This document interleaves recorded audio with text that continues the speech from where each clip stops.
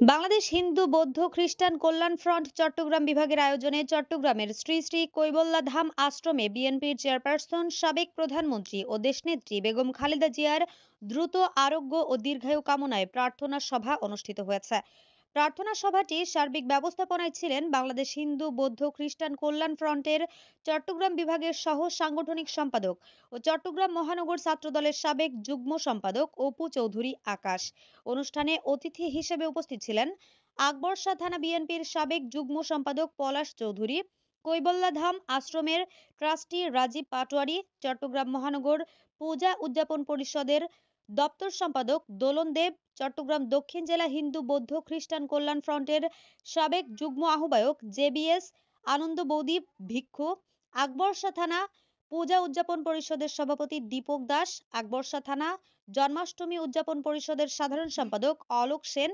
৯ নং ওয়ার্ড বিএনপির সাবেক সদস্য সজল মল্লিক, তপন সরকার, বাইজিদ থানা হিন্দু বৌদ্ধ খ্রিস্টান কল্যাণ ফ্রন্টের সভাপতি মিল্টন রবি দাস, পাহাড়তলী থানা যুবদল নেতা সৈকত বোস, যুবদল নেতা রনি আচার্য ছোট্ট,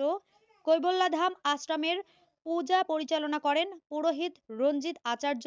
অনুপ সূত্রধর, উত্তম দত্ত, প্রভাস দাস, সুমন দাস, উজ্জ্বল বণিক, খোকন মল্লিক, খোকন দাস, রতন চন্দ্র, বাবুল সাহা, সুসেন দাস, বরুণ দাস,